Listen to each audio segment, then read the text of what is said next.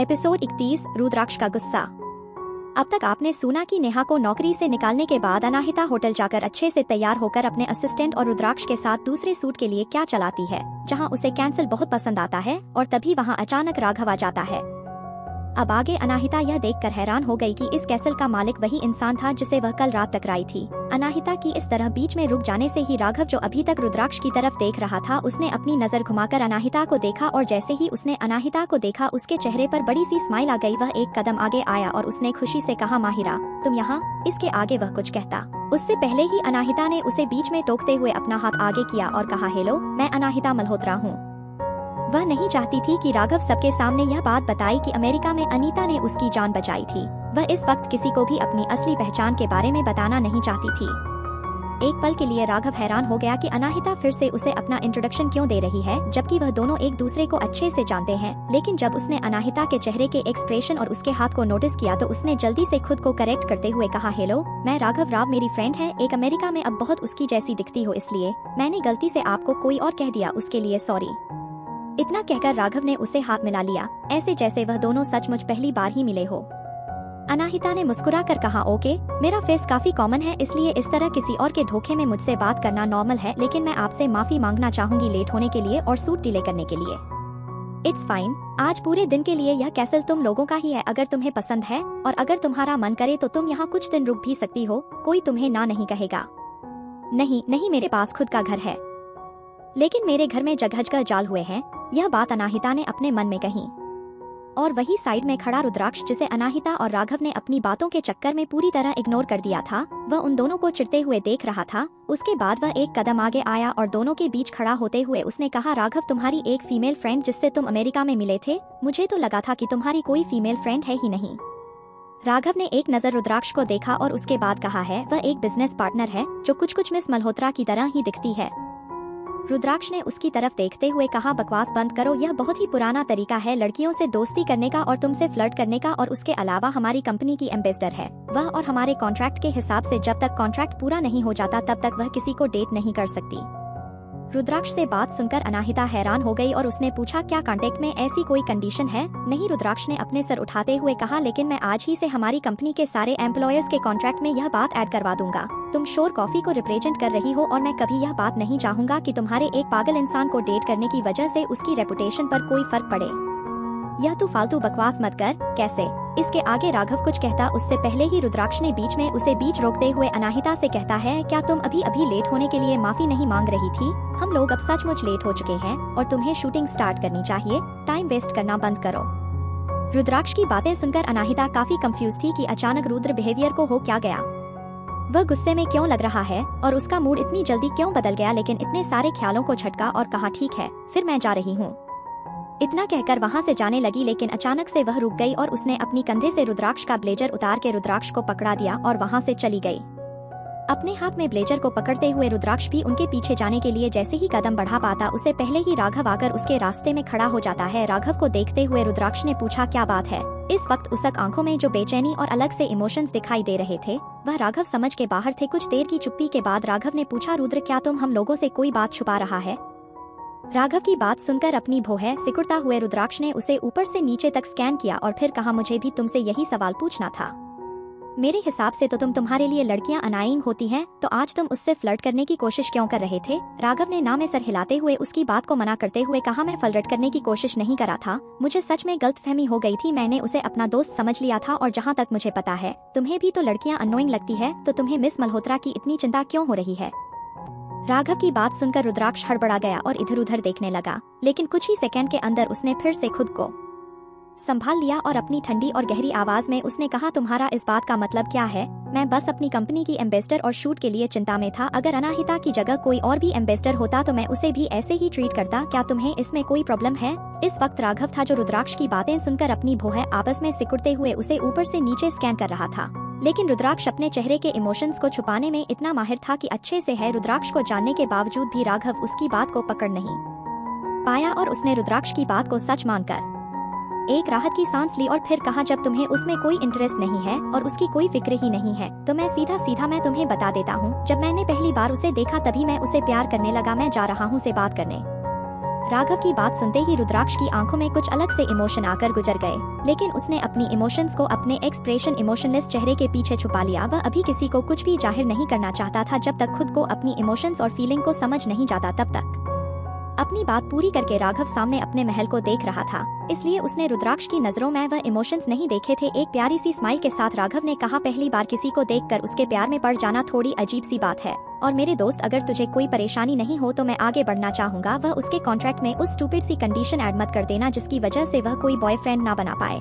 ऐसे कॉन्ट्रैक्ट की वजह से मेरा पता मत काट देना तू। रुद्राक्ष ने उसकी बात का नॉर्मल ही जवाब दिया, राघव मैंने उसे अपनी कंपनी के एम्बेसडर के तौर पर चुना है और वह अब हमारी कंपनी का फेस बनने जा रही है। और तू कि मैं लड़कियों की कितनी इज्जत करता हूँ, और खास करके जब वह मेरी कंपनी की एम्प्लॉय है। अगर तू सिर्फ टाइम पास करना चाहता है तो तू किसी और लड़की को ढूंढ ले। तेरे पैसे और लुक्स के पीछे बहुत सारी लड़कियाँ पागल है, कोई भी तेरे साथ रहने और रिलेशनशिप में आने के लिए तैयार हो जाएगी। ऐसी कोई लड़कियाँ भी हैं जिनके लिए आजकल से रिलेशनशिप सिर्फ टाइम पास करने का तरीका है, तो तू उनमें से किसी एक को चुन सकता है। रुद्राक्ष की बातें सुनकर राघव ने उसे हैरानी से देखा और कहा, क्या तुझे लगता है कि मैं ध्रुव हूँ?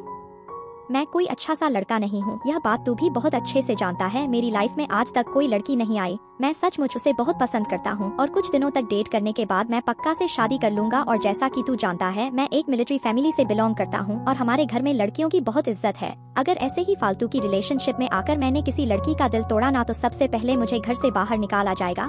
समझ में आई बात? मैं बहुत सीरियस हूँ उसे लेकर। रुद्राक्ष ने राघव की बात सुनकर सीरियस एक्सप्रेशन के साथ कहा, क्या तुम्हें पता भी है कि वह कैसी लड़की है? और है ना, लव एट फर्स्ट साइट हर बार कामयाब नहीं होता। राघव ने हंसते हुए कहा, डोंट वरी, मुझे लोग को परखने में की बहुत अच्छी समझ है। हम लोगों का रिलेशनशिप अच्छा ही जाएगा, और उसके अलावा अगर हम दोनों एक दूसरे को जानेंगे नहीं तो समझेंगे कैसे, और यह कैसे पता चलेगा कि वह कैसी लड़की है? राघव की यह बात सुनकर रुद्राक्ष चुप हो गया। थोड़ी देर के बाद फाइनली रुद्राक्ष ने कहा, व्हाटएवर, और इतना कहकर वह कैसल के अंदर चला गया। कैसल के अंदर अनाहिता अपने शूट के लिए तैयार हो रही थी। इस बार कॉफी सूट का कॉन्सेप्ट अलग था, इसलिए उसे एक राजकुमारी की तरह बर्ताव करना था और इसके लिए उसे मेकअप भी करवाना था। यह पिछली बार वाली ही मेकअप आर्टिस्ट थी, इसलिए उसे अनाहिता की स्क्रीन और फीचर्स के बारे में बहुत अच्छे से पता था। इसलिए उसने अनाहिता के चेहरे पर बहुत ही लाइट मगर स्टनिंग मेकअप किया था। काम पूरा हो जाने के बाद खुद मेकअप आर्टिस्ट भी अनाहिता को देखकर हैरान हो गई थी। क्या आपका काम हो गया? कहते हुए जेसिका वहां पर आई और जैसे ही उसने अनाहिता को देखा उसने कहा, आसमान से उतरी परी ने हमें और पूरी दुनिया को इन्फॉर्म क्यों नहीं किया कि वह धरती पर आ रही है? जेसिका के ऐसी बातें सुनकर अनाहिता और मेकअप आर्टिस्ट दोनों हंसने लगे और उनके साथ साथ जेसिका भी हंसने लगी। उसके बाद तीनों ही रूम से बाहर जाने ही वाले थे, उससे पहले ही एक झटके और तेज आवाज के साथ रूम का दरवाजा खुला। सबने मुड़कर वहां देखा तो वहां पर रुद्राक्ष खड़ा था और उसके चेहरे के एक्सप्रेशन इस वक्त बहुत सख्त थे। रुद्राक्ष का ऑरा ही कुछ इस तरह के था कि कोई भी सीधा उसकी तरफ देख नहीं पा रहा था और जल्दी से उन लोगों ने अपनी नजरें नीचे कर ली। अनाहिता ने पूछा, बात क्या है? इस वक्त रुद्राक्ष से चेहरे को देखकर लग रहा था कि वह इस वक्त यहाँ किसी को डराने आया है। रुद्राक्ष ने अपनी डार्क और कोल्ड आंखों से सबको देखा और कहा, गेट आउट, मुझे मिस मल्होत्रा से अभी कुछ प्राइवेट में बात करनी है। रुद्राक्ष के इतना कहते हैं सारे लोग बिना एक भी शब्द बोले रूम से बाहर चले गए। अपनी चेयर से उठते हुए अनाहिता ने रुद्राक्ष से पूछा, बात क्या है? अगले ही सेकंड रुद्राक्ष अनाहिता के पास आया और उसने उसका हाथ पकड़ लिया। रुद्राक्ष की पकड़ अनाहिता के हाथों पर इतनी मजबूत थी कि अनाहिता को तेज दर्द महसूस होने लगा। वह सामने खड़े आदमी की मजबूत गिरफ्त से छुटने की कोशिश करने लगी। उसने गुस्से में सामने खड़े रुद्राक्ष को देखा और कहा, रुद्राक्ष सिंघानिया, क्या आप पागल हो गए हैं? आगे कहानी में क्या होगा जाने के लिए सुनते रहिए mystery girl and a rude hero, और कमेंट और लाइक जरूर कीजिए जिससे हमें प्रोत्साहन मिले। धन्यवाद। एपिसोड 32, रुद्राक्ष की एक्टिंग। अब तक आपने सुना कि राघव और अनाहिता का एक दूसरे से हंसकर बात करना रुद्राक्ष को बिल्कुल पसंद नहीं आता और वह अनाहिता से दूर रहने के लिए राघव से कहता भी है। तो राघव रुद्राक्ष को बताता है कि वह अनाहिता को पसंद करता है और उससे शादी करेगा, जिसे सुनकर रुद्राक्ष गुस्से में अनाहिता के पास आ जाता है। अब आगे रुद्राक्ष लगातार अनाहिता को देख रहा था। उसने अपने मन में ही कहा, ऐसा नहीं है कि पहली बार अनाहिता के वजह से मेरा दिमाग डिस्टर्ब हुआ है। यह हो क्या रहा है? जब राघव ने मुझसे कहा कि पहली नजर में देखते ही वह इससे प्यार करने लगा है, अचानक ही मेरे दिल में अजीब सा गुस्सा भर गया। मैं अपना गुस्सा और फ्रस्ट्रेशन कंट्रोल नहीं कर पा रहा था, जबकि मेरे इमोशंस पर मेरा कंट्रोल बहुत अच्छा है। रुद्राक्ष, एक बार फिर अनीता ने जोर से आवाज लगाई तो वह अपने ख्यालों की दुनिया से बाहर है। होश में आते ही उसे एहसास हो कि वह क्या कर रहा है और उसने अनाहिता का हाथ छोड़ दिया। छोड़ने के बाद रुद्राक्ष ने अनाहिता का हाथ देखा जो उसके टाइट पकड़ की वजह से लाल हो गया था। अगर वह कुछ सेकंड और पकड़े रहता तो अनाहिता के हाथ पर सूजन भी आ जाती। इसकी स्किन इतनी डेलिकेट क्यों है? अनाहिता के लाल हाथ देखकर और रुद्राक्ष को अपने किए पर गुस्सा आने लगा था, लेकिन फिर भी उसने खुद को शांत किया और शांत आवाज में अनाहिता से कहा, मैंने अभी तक डिसाइड नहीं किया है कि मैं कैसे तुम्हारा फेवर रिटर्न करूंगा, लेकिन इससे पहले कि मैं कुछ सोचूं या फिर तुमसे कुछ कहूं, उससे पहले तुम किसी और लड़की के साथ इन्वॉल्व नहीं हो सकती। रुद्राक्ष की बात सुनकर अनाहिता और गुस्सा आ गया और उसने तेज आवाज में कहा, तुम किस बारे में बात कर रहे हो? और तुमने कब देख लिया कि मैं किसी लड़की के साथ रिलेशनशिप में हूँ या फिर इन्वॉल्व हुई हूँ, और तुम अभी भी उस फेवर के बारे में क्यों बात कर रहे हो? मैंने कहा ना कि वह बस एक मजाक था। लेकिन रुद्राक्ष ने उसकी कोई बात नहीं सुनी और उसे पूरी तरह से इग्नोर करते हुए वहां से वापस चला गया। पागल हो गया है यह आदमी? अनाहिता ने अपना हाथ सहलाते हुए गुस्से में कहा। उसे तो समझ में नहीं आ रहा था कि रह रहकर रुद्राक्ष मोड़ को होता क्या है। थोड़ी देर बाद ही शूटिंग स्टार्ट हो गई। सारी शूटिंग स्मूथली चल रही थी तब तक जब तक डायरेक्टर ने यह डिसाइड नहीं किया कि एंड सीन पर वह कुछ और ऐड करना चाहते हैं।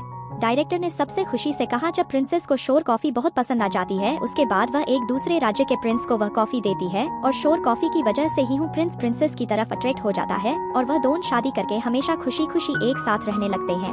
हम अगर यह सीन को ऐड करेंगे तो हमारा कमर्शियल सूट परफेक्ट होगा। डायरेक्टर की बात सुनकर अनाहिता ने एक जबरदस्ती की मुस्कुराहट के साथ कहा, प्रिंस को प्रिंसेस से सिर्फ एक कॉफी कप की वजह से प्यार हो जाता है? क्या यह बात थोड़ी सी लॉजिकल नहीं है? उसकी बात सुनकर डायरेक्टर ने ना में सर हिलाया और कहा, पर फेरीटेल्स में कोई लॉजिक नहीं होता, वरना सिंड्रेला की कहानी में राजकुमार एक ग्लास के जूते के सहारे सिंड्रेला को नहीं ढूंढ पाता। दुनिया में एक साइज का जूता पहनने बहुत सारी लड़कियां होती है, लेकिन फिर भी उसने सिंड्रेला को ढूंढ लिया ना। डायरेक्टर की बात सुन के अनाहिता स्पीचलेस हो गई। डायरेक्टर की बातों में पॉइंट तो था, इसलिए वह उसकी बात को नकार नहीं पाई। जेसिका जो अनाहित के पीछे ही खड़ी थी, अचानक से उसने पूछा, हमें कमर्शियल सूट आज ही पूरा करना है, तो एक प्रिंस जैसा दिखने वाला एक्टर हम लास्ट मिनट पर कहां से ढूंढ लेंगे? जेसिका की बात सुनकर डायरेक्टर भी परेशान हो गया। उसने तो इस बारे के मैं सोचा ही नहीं। अनाहिता मॉडल इसकी प्रिंसेस होने के नाते बहुत खूबसूरत थी, वह ऐसे ही किसी रैंडम एक्टर को उसके सामने प्रिंस के तौर पर नहीं खड़ा कर सकते थे, वह पूरे शूट को खराब कर देगा। तभी उन सभी को किसी की आवाज सुनाई दी, मैं यह कर सकता हूँ। उस आवाज की दिशा में मुड़कर अनाहिता ने देखा तो राघव उनकी तरफ आ रहा था। उसने एक ब्लैक कलर का कैजुअल आउटफिट पहना हुआ था। वह अनाहिता से थोड़ी दूरी पर आकर खड़ा हो गया और उसने डायरेक्टर से कहा, मेरे पास करने के लिए अभी कुछ नहीं है, तो मैं यह रोल कर सकता हूँ, आपको क्या लगता है? राघव लंबा मस्कुलर बॉडी वाला और उसकी थिक आईब्रो और हल्का गेहुआ रंग और मैनली फीचर्स के साथ वह एक परफेक्ट प्रिंस चार्मिंग जैसा दिखता था। जैसे ही डायरेक्टर ने राघव की बात सुनी, उसकी आंखें खुशी से चमकने लगी। उसे अनाहिता और राघव परफेक्ट मैच लग रहे थे। अगर वह दोनों साथ में इस सूट को पूरा करेंगे तो उसका कमर्शियल बिल्कुल हिट होगा। इसलिए उसने जल्दी से हाँ में सिर हिलाया और कहा, यह बहुत ब्रिलियंट आइडिया है, लेकिन हमें आपके लिए सूटेबल कपड़े चाहिए होंगे। आपका आउटफिट बहुत कैजुअल है, आपके लिए कम से कम एक पीस ब्लेजर सूट तो मंगवान ही होगा। जैसा कि राघव अपने एक मिलिट्री फैमिली में जन्म लिया था, इसलिए वह बहुत कम कभी किसी फॉर्मल इवेंट पर ही सूट पहनता था। डायरेक्टर की बात सुनकर राघव भी सोच में पड़ गया। उसने आसपास नजर घुमाई तो उसकी नजर रुद्राक्ष पर गई, जो साइड में शांति से खड़ा था। रुद्राक्ष को देखते ही वह खुश हो गया और उसने कहा, आई गोट इट, रुद्र है ना? रुद्र, मैं तुझसे थोड़ी देर के लिए तेरा सूट बोरो करना चाहता हूँ। राघव की बात सुनकर रुद्राक्ष की भौहें आपस में सिकुड़ने लगी और राघव जब रुद्राक्ष का ऐसा रिएक्शन देखा तो उसे याद आया कि उसके इस दोस्त को कुछ ज्यादा ही साफ सफाई की गंदी बीमारी है। इसीलिए उसने जल्दी से कहा, भूल जा, रहने दे, मैं जानता हूँ तुझे, मैं अपने लिए एक नया सूट मंगा लेता हूँ। इससे पहले कि राघव कॉल कर पता, रुद्राक्ष ने उसे रोकते हुए कहा कि मैं कर देता हूँ। उसकी बात सुनकर राघव ने मुस्कुरा कर कहा, you are the best bro ever, तू हमेशा ही मेरे साथ होता है, तेरी मदद के बाद हम जल्दी ही काम पूरा कर पाएंगे। किसने कहा कि तुम मेरा सूट बोरो कर सकते हो? रुद्राक्ष अपनी आंखें छोटी करते हुए पूछा। उसकी बात सुनकर राघव हैरान हो गया। रुद्राक्ष नहीं, वह कहा जिसकी उम्मीद किसी को नहीं थी, जब तुम्हारे पास सूट के लिए ठीक कपड़े नहीं है तो मैं ऐसे ये मॉडल काम कर सकता हूँ। आफ्टर यह मेरी कंपनी के ही लिए तो हो रहा है। रुद्राक्ष की बात सुनते ही राघव ने उसे हैरानी से देखा और सवाल पूछा, मुझे तो लगता था कि तुझे लाइमलाइट में आना या फिर लोगों की नजरों में आना बिल्कुल पसंद नहीं है। यह एक ग्लोबल कमर्शियल है जिसके बारे में हम बात कर रहे हैं, यह बात तो जानता है ना? इस सूट को पूरी दुनिया के लोग देखने वाले हैं।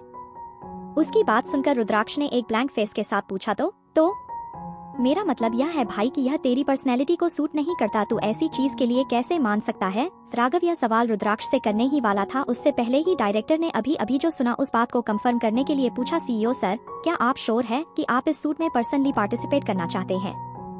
लोगों के बार बार सवाल करने से रुद्राक्ष चिढ़ गया और उसने उनके गुस्सैल आवाज में कहा, यह फालतू की सवाल करना बंद करो और अपना काम जल्दी से जल्दी शुरू करो, मेरे पास पर बर्बाद करने के लिए ज्यादा वक्त नहीं है। जी सर, मैं समझ गया। इतना कहकर डायरेक्टर अनाहिता और रुद्राक्ष को सीन और कैमरा की मूवमेंट के बारे में समझाने लगा। इसमें ज्यादा कुछ एक्सप्लेन करने के लिए नहीं था, स्टोरी लाइन बहुत ही छोटी और स्ट्रेट फॉरवर्ड थी। वहीं दूसरी तरफ अनाहिता बार बार रुद्राक्ष की तरफ देखने से खुद को रोक नहीं पा रही थी। इस आदमी को हुआ क्या है? इसके साथ बात करना या फिर से समझ में इतनी मुश्किल क्यों है? अपने कपड़े देने के बजाय इसने खुद ही शूट करने का फैसला किया। कहीं ऐसा तो नहीं कि इन्हें सीरियस ओसीडी की प्रॉब्लम है? जो भी लड़की इस आदमी से शादी करेगी ना फ्यूचर में, वह बहुत अनलकी होगी। अनाहिता यही सब सोचते हुए रुद्राक्ष देख रही थी। वही रुद्राक्ष जो पूरी तरह से डायरेक्टर की बातों पर फोकस कर रहा था, उसे एहसास हो गया कि अभी तक कब से उसे ही देख रही हैं। अनाहिता को खुद की तरफ ऐसे देखता हुआ पाकर वह थोड़ा अनईजी हो गया और अपने हाथ में मसलने लगा। यह लड़की मेरी तरफ ऐसे क्यों देख रही है? अनाहिता को खुद की तरफ ऐसे देखता हुआ पाकर रुद्राक्ष को लगा कि अनाहिता मन ही मन उसे पसंद करती है। अनाहिता की नजर अपने आप को पर महसूस कर रुद्राक्ष के कारण अपने आप ही लाल हो गए।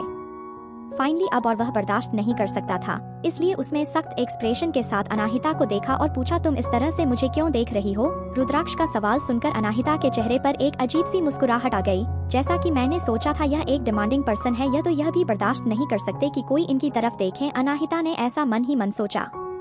रुद्राक्ष ने भी अनाहिता के एक्सप्रेशन नोटिस कर लिए और अपने आप से ही कहा, क्या मुझे हमेशा गलत लगता था कि वह मुझे पसंद करती है?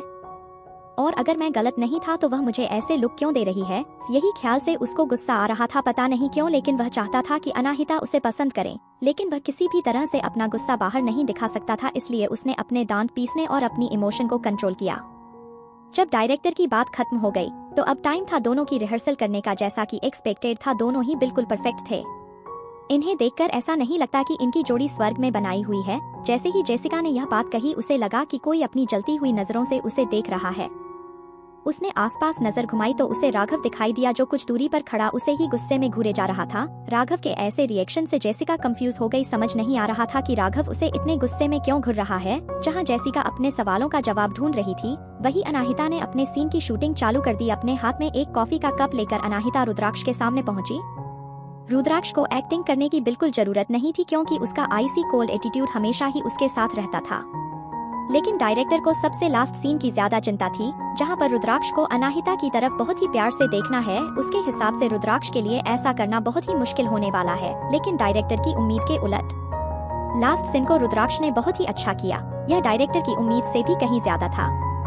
जब कैमरा ने जूम किया तो रुद्राक्ष डिपली अनाहिता की आंखों में देख रहा था, जैसे उसके सामने दुनिया की सबसे खूबसूरत लड़की बैठी है, जिससे वह सचमुच बहुत प्यार करता है। रुद्राक्ष की एक्टिंग देखकर किसी को भी भरोसा नहीं हो रहा था कि रुद्राक्ष इतनी अच्छी एक्टिंग कर सकता है। लेकिन उन्हें एक बात यह नहीं पता कि रुद्रा उस पूरे समय एक्टिंग नहीं कर रहा था। कट डायरेक्टर की इस आवाज से अनाहिता ने अपनी नजरें रुद्राक्ष के ऊपर से हटा ली और अनाहिता के ऐसे नजर फेरने से रुद्राक्ष गुस्सा होकर घुरकर डायरेक्टर को देखने लगा, क्योंकि यह सब डायरेक्टर की वजह से हो रहा था। आगे कहानी में क्या होगा जाने के लिए सुनते रहिए mystery girl and a rude hero, और कमेंट और लाइक जरूर कीजिए, जिससे हमें प्रोत्साहन मिले। धन्यवाद। एपिसोड 33 राघव ने अपनी फीलिंग गस अनाहिता को बता दे। अब तक आपने सुना कि अनाहिता की शूटिंग हो रही होती है। हाँ, जाना तो डायरेक्टर को एक आइडिया आता है कि अनाहिता के साथ एक हीरो की भी जरूरत होगी शूटिंग के लिए राघव मान जाता है, लेकिन रुद्राक्ष राघव को मना करके खुद अनाहिता के साथ शूटिंग करता है। अब आगे जैसे ही डायरेक्टर ने कट बोला, रुद्राक्ष घूरकर डायरेक्टर को देखने लगा, क्योंकि उसके हिसाब से डायरेक्टर की वजह से ही अनाहिता अब उसे नहीं देख रही थी। लेकिन डायरेक्टर ने रुद्राक्ष के एक्सप्रेशन पर ध्यान नहीं दिया और वह रुद्राक्ष और अनीता के लिए ताली बजाते हुए कहने लगा, मिस मल्होत्रा, आपकी एक्टिंग स्किल से तो मैं भले ही इतना इम्प्रेस हो गया था, लेकिन सर आपकी एक्टिंग तो कमाल की थी। आप कितने या आपकी गॉड गिफ्टेड एक्टिंग टैलेंट का बेस्ट है कि आप फिल्म इंडस्ट्री या फिर मॉडलिंग में नहीं गए। लेकिन रुद्राक्ष को डायरेक्टर की सारी बातें बकवास लग रही थी। उसने अपने मन में ही कहा, कौन सी एक्टिंग स्किल्स, मुझे करना क्या था? सिर्फ एक कॉफी कप लेना था, उसका एक घूंट पीना था और अनाहिता की आंखों में देखना था। मुझे तो एक लाइन भी नहीं बोलनी थी, इसके लिए कौन सी स्किल्स की जरूरत पड़ती है? लेकिन उसने अपने ख्याल अपने तक ही रखे और डायरेक्टर की बात सुनता रहा। तभी अचानक से रुद्राक्ष ने पूछा, क्या सूट पूरा हो गया? इतना ही करना था? डायरेक्टर ने खुशी से हाँ में सर हिलाया और कहा, हाँ सर, काम पूरा हो गया। आप दोनों एक्सीलेंट थे, एक ही टेक में काम हो गया। डायरेक्टर की बात सुनते ही रुद्राक्ष के चेहरे पर नाखुशी के भाव दिखाई देने लगे। क्या रोमांटिक ड्रामा में लीड एक्टर और एक्ट्रेस को कपल दिखाने के लिए किसिंग सीन जरूरी नहीं होते? जब मैं और अनाहिता एक कपल की तरह एक्टिंग कर रहे थे तो मुझे उसका हाथ पकड़ने का भी मौका क्यों नहीं मिला? क्या यूजलेस डायरेक्टर है? यही सोचकर रुद्राक्ष ने सख्त एक्सप्रेशन के साथ डायरेक्टर का ऑर्डर दिया, ठीक है, जब शूटिंग पूरी हो गई है तो रैप अप करो और यहाँ से चले जाओ और कल की शूटिंग के लिए तैयार हो जाओ। तभी डायरेक्टर ने हिचकिचाते हुए कहा, सर हमें कल की शूटिंग के लिए एक ऑफिस बिल्डिंग की जरूरत होगी, लेकिन बदकिस्मती से अभी तक हमें एक ऐसा सूटेबल जगह मिली नहीं है, इसलिए हमें शेड्यूल में थोड़ा सा डिले करना होगा। रुद्राक्ष को कभी इन छोटे छोटे मामलों से ज्यादा फर्क नहीं पड़ता था, इसलिए उसने सिर्फ सिंपल ही हमें सर हिलाया और आगे जाते हुए उसने राघव से कहा, चलो चलते हैं, यहाँ हमारा काम पूरा हो गया, आज मेरे पास करने के लिए कुछ नहीं है, तो ध्रुव को कॉल करते हैं और आज लंच एक साथ करते हैं, और संभव को भी। इसके आगे रुद्राक्ष कुछ कहता, राघव ने उसे बीच में रोकते हुए मना करते हुए कहा, तुम लोग जाओ, मैं आज मी मल्होत्रा के साथ लंच पर जाने वाला हूँ। राघव की बात सुनते ही रुद्राक्ष का चेहरा काला पड़ गया। अब उसे फिर से वही अजीब सी फीलिंग होने लगी थी, वही सेम अनकंट्रोलेबल फीलिंग उसे महसूस हो रही जो उसे तब महसूस हुई थी जब राघव ने यह कहा था कि वह पहली नजर में ही अनाहिता से प्यार करने लगा है। लेकिन उसने गहरी सांस ली और खुद को शांत करते हुए कहा, मुझे नहीं लगता तुम्हें उसके पास जाना चाहिए, मैं जितना उसे आज तक समझ पाया हूँ उसके हिसाब से वह तुम्हारे साथ इतनी आसानी से लंच के लिए बाहर नहीं जाएगी। राघव ने अपने कंधे उचकाते हुए कहा, मुझे पता कैसे चलेगा जब तक मैं उससे पूछूंगा नहीं। इतना कहकर वह अनाहिता के पास पूछने के लिए जाने लगा। वह तो कब से इस टाइम का इंतजार कर रहा था। तभी रुद्राक्ष ने अपने सीने के पास अपने हाथ बांधते हुए एक छोटी सी मुस्कान के साथ कहा, ऐसा है तो ठीक है, गुड लक, लेकिन मैं शर्त लगा सकता हूँ कि तुम कामयाब नहीं होने वाले। रुद्राक्ष को लगता था कि वह अनाहिता को थोड़ा बहुत तो जानता है। भले ही पहली मुलाकात में अनाहिता राघव से प्यार से मुस्कुराकर बात की थी, लेकिन वह जानता था कि अनाहिता कितनी चालाक है और उसे ज्यादा लोगों से घुलना मिलना नहीं पसंद। इसीलिए ऐसा होना बहुत मुश्किल था कि आज ही वह जिस इंसान से मिली है उसके साथ बाहर लंच के लिए चली जाएगी। रुद्राक्ष को पूरा कॉन्फिडेंट था कि उसे अनाहिता के बारे में अच्छे से पता है और अनाहिता की पर्सनालिटी के हिसाब से अनाहिता पक्का मना करेगी। तभी वहाँ पर अपने ड्रेसिंग रूम से कपड़े चेंज करके और मेकअप बदलकर अनाहिता आई। अनाहिता ने इस वक्त बिना किसी मेकअप कैसे सिंपल सी एक व्हाइट टी शर्ट और डेनिम जीन्स पहनी हुई थी। इतने सिंपल कपड़ों में शायद ही कोई खूबसूरत लगे, लेकिन इतनी सिंपलिसिटी में भी अनाहिता की खूबसूरती ऐसी थी जिसकी वजह से लोगों की नजरें उसके ऊपर टिक सकती थी। तभी राघव अनाहिता के पास आया और उसने कहा, मिस मल्होत्रा। अनाहिता के ऊपर राघव का काफी अच्छा इंप्रेशन था और उसके हिसाब से राघव एक बहुत ही अच्छा और जेंटलमैन लड़का था, इसलिए उसने मुस्कुराकर से देखा और जवाब दिया, मिस्टर राव, फिल्म की शूटिंग के लिए हमें यह कैसल देने के लिए thank you so much. Raghav ने ना में सर हिलाया और कहा, अरे वह कोई बड़ी बात नहीं है, रुद्र और मैं भाइयों जैसे हैं, इसलिए उसकी कंपनी के लिए कुछ करना कोई बड़ी बात नहीं है। बाय द वे, क्या आप फ्री हैं? मैंने सुना आपकी असिस्टेंट से कि आज के दिन का आपका यह लास्ट सूट था। अनाहिता ने कहा, हाँ, मैं घर जा रही थी आराम करने। उसकी बात पर राघव ने अपनी घड़ी देखी और कहा, जब आपको कहीं और जाने की जल्दी नहीं है और ऑलरेडी लंच का टाइम हो गया है, तो क्या आप मेरे साथ लंच पर चलेंगी? आपको लंच कराकर मुझे बहुत खुशी होगी। रुद्राक्ष वहीं खड़ा चुपचाप सब देख रहा था। उससे पक्का यकीन था कि अनाहिता राघव के साथ जाने के लिए हाँ कभी नहीं कहेगी, लेकिन अगले ही सेकंड अनाहिता ने कहा, शयोर, और मुझे आपसे कोई बात भी करनी है। जैसे ही अनाहिता ने अपनी बात पूरी की, रुद्राक्ष हैरानी और हल्के गुस्से से उसे देखने लगा। यह सचमुच मान गई और इसके अलावा उसे उससे कोई बात भी करनी है। क्या बात करनी है? आज ही तो पहली बार वह लोग मिले हैं, तो आज ही मिलते ही उनके पास बात करने के लिए कमेंट टॉपिक कहाँ से मिल गया? यही सब सोचते हुए रुद्राक्ष खुद को और नहीं रोक पाया और उसने अनाहिता के पास जाकर उसे इंटेंशनली वार्न करते हुए कहा, अनाहिता, कल एक और शूटिंग है, अपने डाइट का ध्यान रखो, कोई भी ऐसी चीज मत खाना जिससे तुम्हारी कल की परफॉर्मेंस पर असर पड़े। इससे पहले कि रुद्राक्ष की बात का अनाहिता कोई जवाब देती, उससे पहले ही राघव ने कहा, don't worry Rudra, the CEO, मैं तुझे भरोसा दिलाता हूँ कि मैं इन्हें कोई भी जंक फूड नहीं खिलाऊंगा जिसकी वजह से इनकी तबीयत खराब हो और कल की इनके काम पर असर पड़े। हम हेल्दी खाना ही खाएंगे, ऑल राइट। एक डार्क एक्सप्रेशन के साथ रुद्राक्ष ने कहा, यह सब तुम्हारे ऊपर है। इसके बाद वह वहाँ से चला गया। रुद्राक्ष के अचानक जाने से राघव हैरान हो गया और उसने रुद्राक्ष की ओर देखते हुए कहा, इसे हो क्या गया है? कुछ हुआ है क्या? अनाहिता ने पूछा, आप लोगों को और कोई जरूरी काम है? हाँ, बस कैजुअली आज उसके पास कोई काम नहीं है, तो वह चाहता था कि हम तो सभी दोस्त मिलकर एक साथ लंच करें। ऐसी कोई बात नहीं है, हमारे पास मिलने के लिए कई मौके होते हैं और हम एक दूसरे से कभी मिल सकते हैं। चलिए, राघव ने कहा तो अनाहिता उसके साथ चलने लगी। तभी राघव ने पूछा, क्या खाना चाहेंगी? रुद्राक्ष कैसल के बाहर अपनी गाड़ी में बैठा उन दोनों को मुस्कुराकर एक दूसरे से बातें करते हुए देख रहा था। जब वह लोग अपनी गाड़ी में बैठ रहे थे, उन्हें देखते ही रुद्रा की पकड़ अपने हाथ में पकड़े हुए डॉक्यूमेंट्स पर मजबूत हो गई।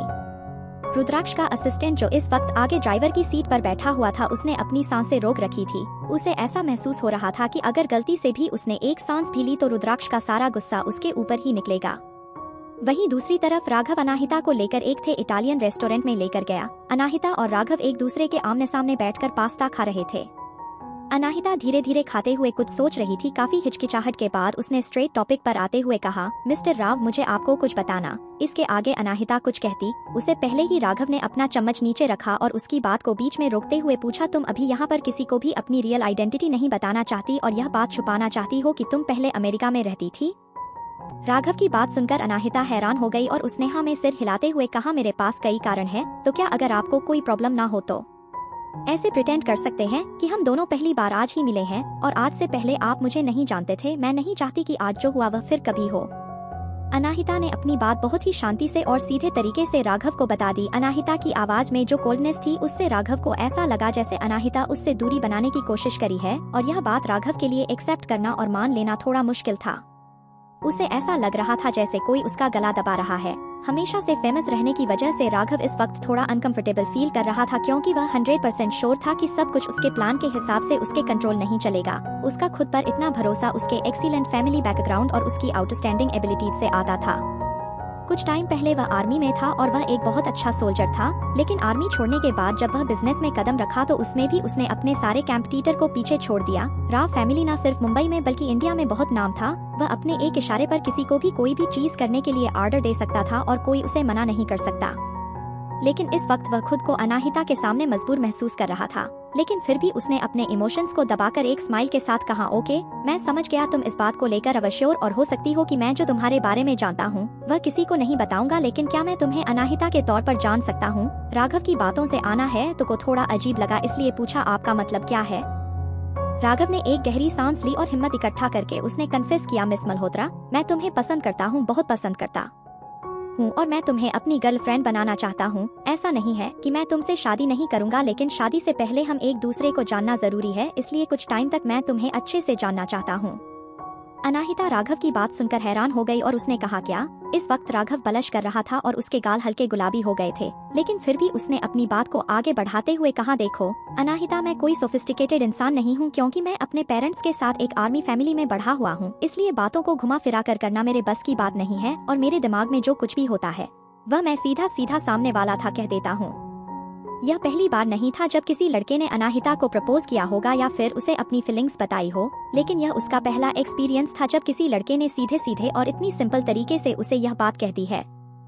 उसके पास अभी बोलने के लिए कुछ नहीं बचा था, इसलिए वह चुप ही रही और राघव को बोलने दिया। राघव ने पहले एक घूंट पानी पिया और उसके आगे फिर कहा, मैं कभी नहीं भूल सकता कि तुमने कैसे मेरी जान बचाई थी। तुम्हें आईडी अभी नहीं है कि तुम्हारे जैसी हीरोइन और कुल लड़की से मैं कितना ज्यादा अट्रैक्ट हो गया था। उस दिन से ही मैं तुम्हें ढूंढना शुरू कर चुका था। पहले पहले मुझे लगा था कि मैं बस मेरी मदद करने के लिए तुम्हें थैंक यू कहना चाहता था, लेकिन टाइम जैसे जैसे बीता मुझे यह रिलायंस हुआ कि मैं तुम्हें सच में बहुत पसंद करता हूँ। राघव की पूरी बात अनाहिता चुपचाप सुन रही थी और राघव की सिंसेरिटी और उसकी घबराहट को भी समझ रही थी। आगे कहानी में क्या होगा जाने के लिए सुनते रहिए mystery girl and a rude hero, और कमेंट और लाइक जरूर कीजिए जिससे हमें प्रोत्साहन मिले। धन्यवाद। एपिसोड 34, अनाहिता गई शॉपिंग करने।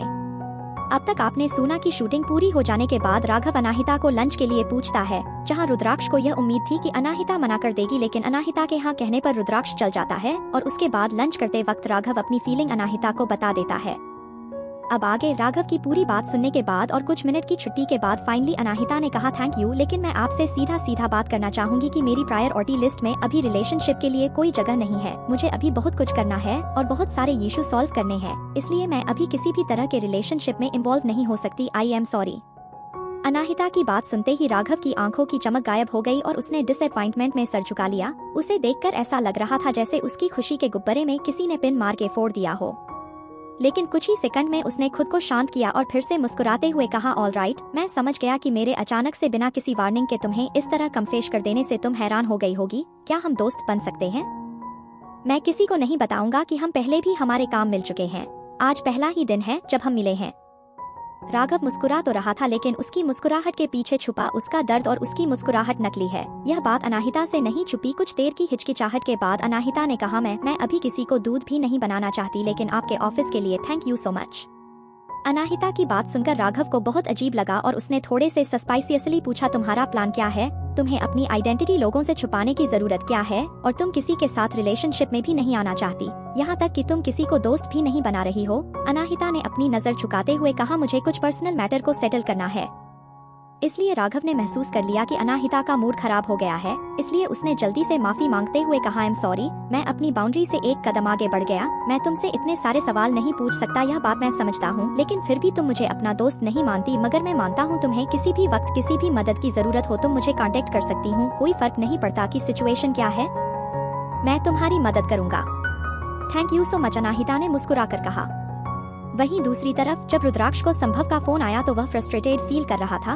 रुद्र जंगल में तुम पर हमला करने वाले 2 आदमियों में से एक आदमी को पकड़ लिया है, संभव की बात सुनते ही रुद्राक्ष ने अपनी एक आईब्रो उठाते हुए पूछा, और वह इस वक्त कहाँ है? वह इस वक्त मेरी कार में है, मैं अभी उसे लेकर आ रहा हूँ, मुझे मुंबई पहुँचने में तकरीबन आधा घंटा लगेगा, यह पिछले 1 महीने से समुद्र में फंसा हुआ था और जिसकी वजह से इसके मेंटल है तो काफी ज्यादा बिगड़ चुकी है। समझ गया, उसे सीधे राघव के विला में भेजो, मैं वही तुमसे मिलता हूँ। संभव की पूरी बात सुनकर कुछ सोचकर रुद्राक्ष ने जवाब दिया, ऑलराइट, मिलते हैं, कहकर संभव ने कॉल कट कर दिया। संभव की पूरी बात सुनने के बाद रुद्राक्ष का मूड ठीक हो गया और उसने जल्दी से राघव को कॉल कर दिया। दूसरी तरफ बहुत कोशिश के बाद आखिरकार राघव ने कुछ बातें और कुछ मजाक करके अनाहिता का मन कैसे ठीक कर दिया था। वह अभी बातें कर ही रहे थे तभी उसे कॉल आया, उसने फोन देखा तो रुद्राक्ष उसे कॉल कर रहा था। राघव ने कॉल कट कर दिया और वापस से अनाहिता की तरफ देखा, लेकिन अगले ही पल उसका फोन फिर से बजा और इस बार फिर से रुद्राक्ष उसे कॉल कर रहा था। इस वक्त राघव बहुत गुस्से में था। उसने मन ही मन कहा, यह रुद्र का बच्चा ना खुद किसी को अपनी जिंदगी में आने देगा और ना मुझे शादी करने देगा, मेरी लाइफ बर्बाद करके मानेगा। उसके बाद राघव ने अनाहिता को देखकर एक स्माइल के साथ कहा, प्लीज इसकी उसमें मुझे यह फोन उठाना होगा।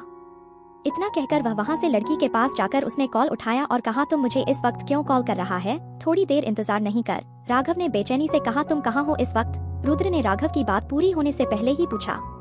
मैं एक इटालियन रेस्टोरेंट में हूँ जो मेरे घर के पास वाले शॉपिंग मॉल के ठीक सामने है, तुझे क्या काम है? उन लोगों ने जिन तुझ पर और मुझ पर हमला करवाया था उनमें से एक को हमने पकड़ लिया है, संभव बाकी आदमियों के साथ तुम्हारे घर पर उसे लेकर पहुंच रहा है, तुम्हें भी वही आना है अभी। रुद्राक्ष की बात सुनकर राघव ने हैरानी से कहा, क्या ऐसे सारे मामले हम डार्क विला में हैंडल नहीं करते? मेरे लिए इस वक्त वहाँ जाना पॉसिबल नहीं होगा, इसलिए जल्दी से अपने घर आ। रुद्राक्ष ने अपनी बात एरोगेट टोन में कही। यार अभी भी मैंने अपना लंच भी पूरा, लेकिन इसके आगे राघव कुछ कहता उससे पहले ही रुद्राक्ष ने कॉल कट कर दिया। यह नालायक राघव ने उसे कोसा और खुद को शांत करने के लिए गहरी सांस ली। वह अपनी टेबल के पास आया तो उसने देखा कि अपना लंच खत्म करके अनाहिता पहले से ही जाने के लिए तैयार है और आराम से बैठकर उसका इंतजार कर रही है।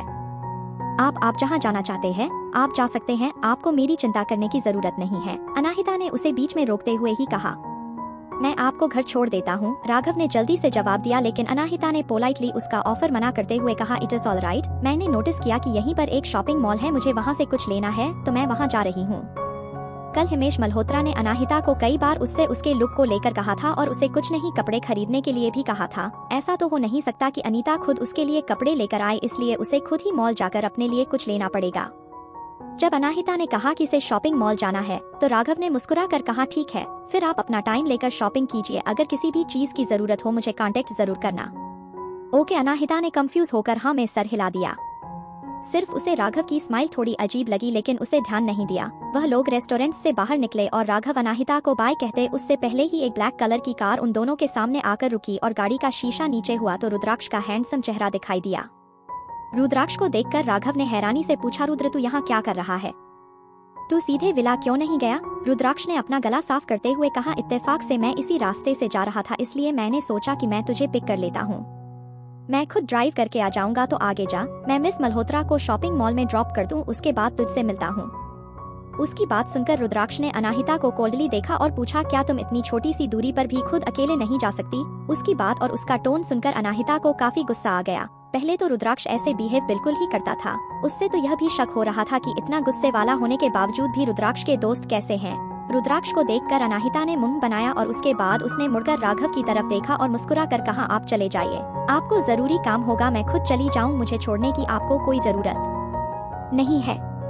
लेकिन देर करना बंद कर और चल मेरे साथ, रुद्राक्ष ने फिर से एक बार कहा और गाड़ी से उतरकर जबरदस्ती घसीटकर राघव को गाड़ी में बिठा दिया और अपने ही असिस्टेंट को गाड़ी के बाहर निकाल कर खड़ा कर दिया। यह देखकर अनाहिता ने कंफ्यूजन में रुद्राक्ष को देखा। क्या बात है? क्या तुम किसी और के साथ शॉपिंग पर नहीं जा सकती? तुम्हें राघव के साथ ही बाहर क्यों जाना है? रुद्राक्ष ने अनीता के एक्सप्रेशन देकर हल्के गुस्से में पूछा। नहीं, मुझे किसी और की जरूरत इसके अनाहिता कुछ कहती उससे पहले ही रुद्राक्ष अपनी गाड़ी में बैठ गया और गाड़ी लेकर वहां से चला गया। अनाहिता और रुद्राक्ष का असिस्टेंट अभी भी हैरानी से जाती हुई गाड़ी को देख रहे थे, लेकिन रुद्राक्ष का असिस्टेंट का नेचर रुद्राक्ष बिल्कुल उल्टा था। उसने मुस्कुराकर अनाहिता को देखा और कहा, मिस मल्होत्रा, आपको शॉपिंग में कंपनी देना एक ऑनर की बात होगी, आपको क्या लेना है? लेकिन असिस्टेंट की बातों के बदले अनाहिता ने घुरकर उसे कोल्ड नजरों से देखा और अनाहिता की नजरें देखते ही असिस्टेंट की आवाज बहुत धीमी हो गई। उसने ऑकवर्डली खांसते हुए कहा, मैं आपकी शॉपिंग में आपको डिस्टर्ब नहीं करूंगा, मैं बस आपके पीछे पीछे चलूंगा और आपकी सेफ्टी का ध्यान रखूंगा। मैंने कहा कि मुझे किसी की कंपनी की जरूरत नहीं है, या तो आप अपने बॉस के पास जाइए या फिर अपनी कंपनी चाहिए, मुझे अकेला जाना है, अनाहिता ने कहा। तो अनाहिता की कोल्ड आवाज सुनकर असिस्टेंट हवा की तरह वहां से गायब हो गया। रेस्टोरेंट के सामने जो शॉपिंग मॉल था उसका नाम सनशाइन मॉल था। वीकडे होने की वजह से मॉल में ज्यादा भीड़ नहीं थी। कुछ ही कस्टमर दिखाई दे रहे थे जो सभी बहुत बड़े बड़े परिवारों की बेटियां या फिर बहुएं थी। जैसे ही अनाहिता ने मॉल में कदम रखा उसे थोड़ा अजीब लगा, ऐसा जैसे कोई उस पर नजर रख रहा हो, लेकिन अनाहिता ने जल्दी इस ख्याल को झटक दिया, यह सोचकर कि जरूर से कोई वहम हुआ होगा। अनाहिता वहां से एक फीमेल सेक्शन में चली गई और वहां कुछ खूबसूरत ड्रेसेस देखने लगी जो डिस्प्ले में लगी हुई थी। जैसे ही अनाहिता ने शॉप में कदम रखा, एक शॉप अटेंडेंट जल्दी से उसे ग्रीट करने के लिए सामने आई, लेकिन जैसे ही उसने अनाहिता के सिंपल कपड़ों को देखा उसके चेहरे की स्माइल गायब हो गई और उसने एक रूड टोन में कहा, आप जो चाहे वह देख सकती है, मगर कपड़ों को टच करना अलाउड नहीं है। उसकी बात सुनकर अनाहिता ने पूछा, और बिना टच किए मुझे कपड़ों के मटेरियल के बारे में कैसे पता चलेगा? अनाहिता की बात सुनकर अटेंडेंट ने उसी तरह रूड टोन में कहा, क्या आप यहाँ पहली बार ही है इतने बड़े मॉल में? क्या आपको पता नहीं है कि हमारे सारे कपड़े हाई क्वालिटी के मटेरियल से बने होते हैं? नेचुरली इन कपड़ों के प्राइस काफी ज्यादा होते हैं, जिनकी कीमत लाखों में होती है। अगर आपको इस प्राइस को अफोर्ड करने में दिक्कत होगी तो प्लीज आप किसी दूसरे शॉप पर जा सकते हैं।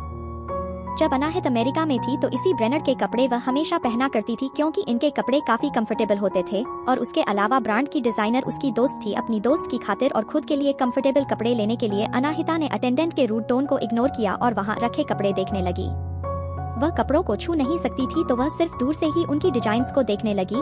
जब शॉप अटेंडेंट ने देखा कि उसके इतने रूड में बात करने के बावजूद भी अनाहिता नहीं गई और वह अभी भी शॉपिंग करने के लिए अंदर चली गई है, तो उसे बहुत गुस्सा आया और वह अनाहिता के पीछे पीछे चलने लगी। वह अनाहिता के पीछे ऐसे चल रही थी और अनाहिता पर ऐसे नजर रखे हुए थी जैसे अगर वह एक सेकेंड के लिए भी यहाँ से हटी तो अनाहिता कोई कपड़े चुरा लेगी। अनाहिता के साथ ऐसा व्यवहार से पहले कभी किसी ने नहीं किया था, लेकिन फिर भी उस लड़की की सारी बातों को इग्नोर करते हुए अनाहिता ने खुद को शांत रखा। उसे ऐसे लोगों से डील करने की आदत पड़ गई थी। उसे कुछ कपड़े लेने थे। ठीक उसी समय एंट्रेंस की तरफ से एक बहुत ही जानी पहचानी और तेज आवाज उसे सुनाई दी है, क्या इस सीजन का नया कलेक्शन अभी तक नहीं आया? और क्या जो शर्ट मैंने रिजर्व करके रखी थी पिछली बार की विजिट पर वह भी तुम लोगों के पास है? आगे कहानी में क्या होगा जाने के लिए सुनते रहिए mystery girl and a rude hero, और कमेंट और लाइक जरूर कीजिए जिससे हमें प्रोत्साहन मिले। धन्यवाद। एपिसोड 35। शनाया फिर से अनाहिता को परेशान करने आ गई। अब तक आपने सुना कि राघव की फीलिंग्स बताने पर अनाहिता उसे साफ साफ इनकार कर देती है और वही रुद्राक्ष के आदमी उस पर हमला करने वाले लोगों में से एक को पकड़ लेता है, जिसके बाद रुद्राक्ष राघव को लेकर वहां से चला जाता है और अनाहिता शॉपिंग मॉल में शॉपिंग करने के लिए आ जाती है। अब आगे उस लड़की की आवाज सुनते ही शॉप अटेंडेंट्स अनाहिता को पूरी तरह से इग्नोर करके जल्दी से एंट्रेंस की तरफ भागी और कहने लगी, मिस अरोड़ा आप आ गई, हमने सारे कपड़े आपके लिए स्पेशली रखे हुए हैं, नया कलेक्शन आज ही आया है, हमने उन्हें अभी तक डिस्प्ले पर भी नहीं लगाया है, आप 2 मिनट रुकिए हैं, मैं सारे कपड़े आप सिलेक्शन के लिए यहाँ ले आती हूँ। शॉप अटेंडेंट की आवाज बातों से साफ पता चल रहा था कि वह लड़की की चापलूसी कर रही है। ऑल राइट, जल्दी से करो, मेरी एक दोस्त के साथ लंच अपॉइंटमेंट है, थोड़ी देर बाद मैं सिर्फ 2 मिनट में वापस आई, आप सिर्फ 2 मिनट वेट कीजिए, कहकर वह लड़की वहां से चली गई। अनाहिता तो अभी भी अपने कपड़े देख रही थी, लेकिन उसने उन दोनों की पूरी बात सुनी थी। उस लड़की की आवाज अनाहिता को काफी जानी पहचानी लग रही थी, जैसे उसने यह आवाज पहले भी कहीं सुनी है। इसलिए अनाहिता ने अपना सर घुमाकर उस लड़की की तरफ देखा। उसने देखा तो एंट्रेंस पर एक लड़की बहुत ज्यादा ही मेकअप के साथ एक शॉर्ट मिनी स्कर्ट पहने अंदर आ रही थी। उस लड़की के चेहरे पर जो घमंड एरोगेंस था उसकी तो क्या ही कहने। उस लड़की का चेहरा देखते हैं अनाहिता तो एक पल में ही उस लड़की को पहचान गई। यह वही लड़की थी जिसने अपने बड़े से कुत्ते को उसके ऊपर छोड़ा था, यह शनाया थी। अनाहिता ने हाउसकीपर्स की बात सुनी थी। उनके हिसाब से शनाया की सगाई शहर के सबसे बड़े 4 परिवारों में से एक के बेटे से हुई थी। अनाहिता को उन लोगों से कोई मतलब नहीं था, क्योंकि उसे पता था कि मायरा, अनीता, शनाया ऐसे सभी लोग सिर्फ और सिर्फ उसकी माँ मौत का राज जानने में उसे डिले करेंगे और उसके रास्ते में आकर खड़े होंगे। इसलिए उसने जल्दी से अपनी नजर घुमा ली और वापस से कपड़े देखने लगी। तभी अचानक उसकी नजर एक ब्लू कलर के शर्ट पर पड़ी। अनाहिता ने शर्ट को निकाला और देखा। अनाहिता को उसका डिजाइन बहुत पसंद आया, इसलिए वह शर्ट लेकर डायरेक्ट उसका बिल बनवाने चली गई। अनाहिता को अपने साइज बिल्कुल अच्छे से बताता है, इसलिए उसे स्टार्ट को ट्राई करने की जरूरत नहीं थी। लेकिन जैसे ही अनाहिता 2-4 कदम आगे बढ़ी, वह एक शॉप अटेंडेंट से जाकर टकरा गई। उसने अनाहिता को ध्यान से नहीं देखा, लेकिन जैसे ही उसने अनाहिता के हाथ में शार्ट देखी, उसने कहा, तुम क्या कर रही हो? क्या तुम इसे चुराने की कोशिश कर रही हो? मैं तुम्हें वार्न कर रही हूँ कि यहाँ सब तरफ कैमरा लगे हुए हैं, तुम कुछ नहीं कर सकती। इतना कहकर उस शॉप अटेंडेंट ने रूडली अनाहिता के हाथ से वह शर्ट छीन ली। अनाहिता यह सोच भी नहीं सकती थी कि उस लड़की ऐसा सोचा कि वह शर्ट चुराने जा रही है। भले ही अनाहिता में सब्र बहुत था, लेकिन अब हद हो गई थी, इसलिए उसने गुस्से में घुरकर उस शॉप अटेंडेंट को देखा और डार्कली कहा, मैं इसका पेमेंट करने जा रही थी। अनाहिता की बात सुनकर उस लड़की ने उसका मजाक उड़ाते हुए कहा, तुम इसकी पेमेंट करना चाहती हो? क्या तुमने शर्ट पर लगाओ प्राइस टैग को देखा? क्या तुम श्योर हो कि तुम इसे अफोर्ड कर पाओगी? तो क्या इस प्राइस टैग पर ऐसा कोई कानून लिखा हुआ कि मैं ऐसे नहीं खरीद सकती? अनाहिता ने गुस्से में कहा। अनाहिता की गुस्से भरी आवाज सुनकर एक पल के लिए वह लड़की डर गई। अनाहिता का इस तरह का गुस्सा देखकर उस लड़की को लगा कि शायद अनाहिता भले ही सिंपल कपड़े पहने हैं, लेकिन किसी बड़े घर से है, क्योंकि इस तरह का गुस्सा कोई आम इंसान नहीं कर सकता। उसे डर लगने लगा कि कहीं उसने किसी गलत इंसान से पंगा तो नहीं ले लिया। वह लड़की इतना डर गई कि उसके मुंह से शब्द ही नहीं निकल रहे थे, लेकिन उसी वक्त शनाया वहां आई और उसने कहा, यहाँ हो कर रहा है? वह नए कपड़े कहाँ हैं जो तुम मुझे दिखाने वाली थी? उस लड़की ने अनाहिता की तरफ देखकर कहा, आपको कोई मिसअंडरस्टैंडिंग हुई है क्या? आप सचमुच इसका पेमेंट करने वाली थी? लड़की की बात सुनकर अनाहिता ने गुस्से में कहा, और मैं इसका क्या करूँगी? क्या तुम्हें लगता है कि मैं इतने सारे कैमरास होते हुए भी सिर्फ एक शर्ट चुराने की कोशिश करूंगी, वह भी खुलेआम? ठीक है, फिर तो आप जाइए, ले लीजिए शॉर्ट, लड़की ने घबराते हुए कहा। तभी अचानक से शनाया वहां पहुंच गई और उसने कहा, यह तुम हो? अनाहिता ने मुड़कर उसकी तरफ देखा और शांति से जवाब दिया, हाँ यह मैं हूँ। तुम कैसी हो मिस अरोड़ा? अनाहिता की बात सुनकर शनाया ने हैरान होने का नाटक करते हुए कहा, मैंने ऐसी उम्मीद भी नहीं की थी कि किसी के द्वारा तुम्हें एक चोर समझ लिया जाएगा। अगर किसी को इस बारे में पता चल गया तो सब तुम्हारा मजाक उड़ाएंगे, लेकिन मैं समझ सकती हूँ कि इस लड़की से यह गलती क्यों हुई। आफ्टर तुम दिखती ही वैसे ही हो और तुम इतने छोटे से गाँव से आई हो, तुम्हें कपड़े पहने का कोई स्टाइल नहीं है, इसलिए उसने तुम्हें चोर समझ लिया। लेकिन कोई बात नहीं, लाओ दो यह शर्ट, मैं तुम्हारे लिए खरीद देती हूँ। इस शर्ट का बिल तुम मेरे बिल के साथ मिला देना, शनाया ने उस लड़की को ऑर्डर देते हुए कहा। जैसे ही उस लड़की ने शनाया की पूरी बात सुनी, उसका अनाहिता से डर एक सेकंड में ही गायब हो गया और उसने शनाया की चापलूसी करते हुए कहा, मैं अरोड़ा, आप हमेशा की तरह बहुत दयालु है, मैं आपके लिए शर्ट पैक कर देती हूँ। फिर वह लड़की अनाहिता की तरफ मुड़ी तो अनाहिता ने कहा, तुम्हें ऐसा करने की कोई जरूरत नहीं है, मैं इस शर्ट के लिए खुद पैसे दे दूंगी। अनाहिता इस वक्त भी शांत थी और शनाया की बातों का जवाब देने का उसका कोई मूड नहीं था। कुछ दिनों पहले मायरा के घर पर जो कुछ भी हुआ था, उसकी वजह से शनाया अनाहिता से काफी नफरत करती थी। जब उसने देखा कि अनाहिता उससे नहीं उलझ रही और उसका एंटरटेनमेंट नहीं होने वाला, तो उसने जल्दी से कहा, मैंने अपना माइंड चेंज कर लिया, मैं यह शर्ट खरीदना चाहती हूँ। शनाया की बात सुनकर वो लड़की हैरान हो गई। उसे समझ में आ गया कि शनाया जरूर अनाहिता से बहुत ज्यादा नफरत करती है, इसीलिए तो वह अनाहिता को उसकी पसंद की चीज भी नहीं लेने दे रही। लेकिन अब जब उसे पता था कि अनाहिता एक छोटे से गांव से है और दूसरी तरफ शनाया उनकी बहुत ही अच्छी और रेगुलर कस्टमर है। लास्ट ईयर तो शनाया की वजह से ही उसमें काफी सेल्स किए थे, जिसकी वजह से उसे काफी बड़ा बोनस भी मिला था। इसलिए उस लड़की ने बिना किसी हिचकिचाहट की एक ही सेकंड में डिसीजन पर पहुंच गई और उसने कहा, ऑल राइट, मैं यह आपके लिए पैक कर देती हूँ। उस लड़की ने मन बना लिया था कि वह शनाया की बात मानेगी। तभी अनाहिता ने एक कोल्ड स्टोन में कहा, एक मिनट रुको, यह शर्ट पहले मैं खरीदना चाहती थी और मैंने इससे लग गया था, तो क्या तुम्हें इसे मेरे लिए पैक कर नहीं करना चाहिए? अनाहिता की बात सुनकर वह लड़की भी अब वहाँ खड़ी हो गई, क्योंकि भले ही वह शनाया की बात मानेगी, लेकिन अगर अनाहिता ने उसकी कंप्लेंट सीनियर से कर दी तो शायद उसकी नौकरी जा सकती है। इसी बात का उसे डर था। तभी शनाया ने गुस्से में चिल्लाते हुए कहा, बदतमीज लड़की, तुम्हें क्या लगता है कि यह तुम्हारा गाँव है? यह मेरी टेरिटरी है और यह शर्ट तो मैं ही लूंगी, जल्दी से जमा करवाओ। वह लड़की अभी भी कंफ्यूजन में दोनों को देख रही थी। सही तो यही होता कि वह यह शर्ट अनाहिता को देती, लेकिन उसके हिसाब से अनाहिता उसका कुछ नहीं बिगाड़ सकती थी और शनाया वह थी जिसे वह गुस्सा दिलाना वो अफोर्ड नहीं कर सकती थी।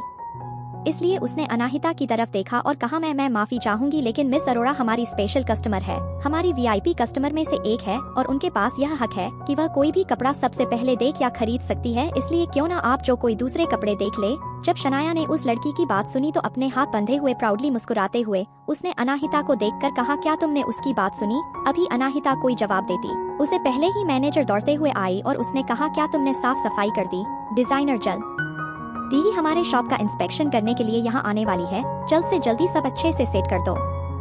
जैसे मैनेजर ने अपनी बात खत्म की उसकी नजर वहाँ खड़ी शनाया पर गई। शनाया को देखते ही उसने मुस्कुराकर उसे ग्रीट किया और कहा, मिस अरोड़ा, क्या आप यहाँ नए कलेक्शन को देखने आई है? शनाया ने एरोगेंटली हाँ में सर हिलाया और फिर अनाहिता की तरफ इशारा करते हुए कहा, मैं यहाँ कुछ कपड़े खरीदने आई थी, लेकिन यह पागल लड़की भी सेम वही कपड़े खरीद रही है, तो तुम मुझे कपड़े किसे देना चाहोगे? शनाया की बात सुनते ही मैनेजर ने अनाहिता को देखा और उसकी सिंपल कपड़ों को देखकर उसने उसे आम इंसान समझ लिया। 2 सेकंड तक सोचने के बाद ही मैनेजर ने कहा, हमारे पास इस ब्रांड के कपड़ों को सिर्फ एक ही पीस होता है, लेकिन हम अपने कपड़ों को रिस्ट ऑफ रेगुलर करवाते रहते हैं। बस आप यह शर्ट मिस अरोड़ा के लिए छोड़ दीजिए, आप अपना एड्रेस हमें दे दीजिए, जैसे ही हमारे पास नया स्टॉक आएगा हम यह शर्ट आपके घर पर डिलीवर कर देंगे। उस मैनेजर ने बहुत ही पोलाइटली अनाहिता ऑफर किया, लेकिन जब अनाहिता ने मैनेजर का ऑफर सुना तो उसके चेहरे पर गुस्सा आ गया और उसने कहा, पहले मुझे लगा था कि सिर्फ आपके शॉप अटेंडेंस में प्रॉब्लम है, लेकिन आपका मैनेजर होने के बाद भी ऐसा एटीट्यूड देखकर मुझे इस ब्रांड और आपकी शॉप की बहुत चिंता हो रही है। अनाहिता की बात सुनते ही मैनेजर को भी गुस्सा आ गया और उसने रूड टोन में कहा, बस मुझे नहीं लगता कि आप जैसे कस्टमर को हमारे शॉप की चिंता करने की जरूरत है। इस प्रॉब्लम का एक लॉजिकल सोल्यूशन मैंने आपको बताया है, अगर आप इस सोल्यूशन से सेटिस्फाई नहीं है तो आप बिना खरीदे हैं यहाँ से जा सकती हैं। उस मैनेजर की बात सुनकर अनाहिता ने हंसते हुए कहा, अच्छा तो ऐसी बात है क्या? अभी अभी आपने यह नहीं कहा कि इस ब्रांड की डिजाइनर यहाँ आने वाली है? वो डिजाइनर कौन है? अनाहिता कब बातों से और मैनेजर को गुस्सा आ गया था, इसलिए उसने कहा, मुझे नहीं लगता कि आप उनका नाम भी जानते होंगी और आपका इस मैटर से कोई लेना देना नहीं है, इसलिए आप दूर ही रहे। मैनेजर की बात सुनकर जो लड़की शनाया के साथ आई थी उसने अनाहिता का मजाक उड़ाते हुए कहा, एग्जिट उस तरफ से है, तुम खुद जाओगी या फिर धक्के मार के निकलवाए तुम्हें बाहर? उसकी बात सुनकर अनाहिता ने अपनी कोल्ड आंखों से उन चारों लोगों को देखा। अब उन चारों ने हद पार कर दी थी और वह उन्हें छोड़ने वाली बिल्कुल नहीं थी। इससे पहले अनाहिता कुछ कहती, कुछ बॉडीगार्ड के साथ एक बहुत ही खूबसूरत सी लड़की पूरी तरह से स्टाइलिश कपड़ों में चलती हुई शॉप के अंदर आई। जैसे ही मैनेजर ने उस लड़की को देखा उसने अनाहिता को एग्जिट की तरफ धक्का देते हुए कहा, तुम यहाँ पर तमाचा करना बंद करो वरना मैं पुलिस में रिपोर्ट कर दूंगा कि तुम पब्लिक प्लेस पर आकर हमारी प्रॉपर्टी को नुकसान पहुँचा रही थी। जल्दी इसे यहाँ से जल्दी पिछले डोर से बाहर फेंको, मैनेजर ने धीमी आवाज में कहा था ताकि अभी अभी आई हुई लड़की तक उसकी आवाज ना पहुँचे। आगे कहानी में क्या होगा जाने के लिए सुनते रहिए mystery girl and a rude hero और कमेंट और लाइक जरूर कीजिए जिससे हमें प्रोत्साहन मिले। धन्यवाद।